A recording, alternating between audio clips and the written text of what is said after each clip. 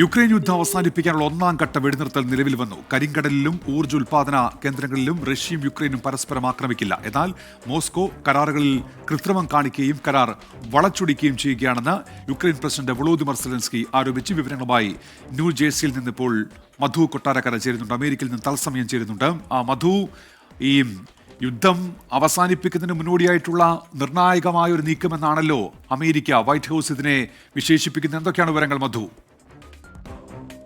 Good morning Unmesh. Ukraine യുദ്ധം അവസാനിപ്പിക്കാനുള്ള US president Donald ട്രംപിന്റെ ആദ്യ ശ്രമങ്ങൾ ഫലം കണ്ടെന്ന് വേണമെങ്കിൽ നമുക്ക് പറയാൻ സാധിക്കും. യുദ്ധം അവസാനിപ്പിക്കുന്നതിന്റെ ഭാഗമായി ആദ്യം കരിങ്കടലിലും അതുപോലെ ഊർജ്ജ ഉൽപാദന കേന്ദ്രങ്ങളിലും പരസ്പരം ആക്രമിക്കുകയില്ല എന്ന് അമേരിക്ക മുമ്പോട്ട് വെച്ച ഉടമ്പടി റഷ്യയും യുക്രൈനും ഒടുവിൽ അംഗീകരിച്ചതായി വൈറ്റ് ഹൗസ് ആണ് ഇന്ന് വ്യക്തമാക്കിയിരിക്കുന്നത്.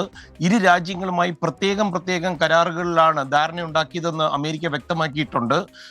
അമേരിക്കയുടെ പ്രധാന ആവശ്യം കരിങ്കടലിലുള്ള സുഗമമായ ഒരു ഗതാഗതമാണ്. വാണിജ്യ ആവശ്യങ്ങൾക്ക് ഉപയോഗിക്കുന്ന കപ്പലുകൾ സൈനിക ആവശ്യങ്ങൾക്ക് ഉപയോഗിക്കരുതെന്നുള്ള ഒരു ഡിമാൻഡാണ് അമേരിക്ക മുന്നോട്ട് വെച്ചിരിക്കുന്നത്.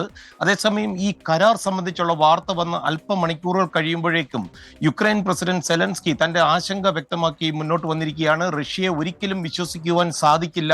ഇതിനോടകം തന്നെ കരാറിൽ റഷ്യ കൃത്രിമം കാണിച്ചു തുടങ്ങിയിട്ടുണ്ട്. അവരുടെ ഇഷ്ടത്തിനനുസരിച്ച് കരാർ വളച്ചൊടിക്കുന്നതായിട്ടും ഒക്കെ സെലൻസ്കി ആരോപിച്ചിരിക്കുകയാണ്. വേണ്ടി വന്നാൽ ആവശ്യത്തിനുള്ള ആയുധങ്ങൾക്കായി US പ്രസിഡന്റ് ഡൊണാൾഡ് ട്രംപിനെ സമീപിക്കുമെന്നും സെലൻസ്കി പറഞ്ഞിട്ടുണ്ട്. ഉന്മേഷ്, 2022 യുക്രൈൻ യുദ്ധം ആരംഭിച്ചതിന് ശേഷം പാശ്ചാത്യ രാജ്യങ്ങളൊക്കെ റഷ്യൻ കാർഷിക കയറ്റുമതിയിൽ ഏർപ്പെടുത്തിയ നിയന്ത്രണങ്ങൾ നീക്കം ചെയ്തതിന് ശേഷം മാത്രമേ ഈ ഉടമ്പടി അംഗീകരിക്കൂ എന്ന് റഷ്യ നേരത്തെ പറഞ്ഞിരുന്നു. കാർഷിക അതുപോലെ ഈ വളം കയറ്റുമതിക്കൊക്കെ ആയിട്ട് ലോക വിപണിയിലേക്ക് റഷ്യയുടെ പ്രവേശനം പുനഃസ്ഥാപിക്കുവാൻ ഇപ്പോഴത്തെ കരാർ സഹായിക്കുമെന്നാണ് ഇത് സംബന്ധിച്ചുള്ള മാധ്യമപ്രവർത്തകരോട് സംസാരിക്കവേ വൈറ്റ് ഹൗസ് വ്യക്തമാക്കിയത്. ഉന്മേഷ്, മധു കൊട്ടാരക്കരയാണ് ഇപ്പോൾ അമേരിക്കയിലെ ന്യൂജേഴ്സിയിൽ നിന്ന് വിവരങ്ങൾ നൽകിയത്.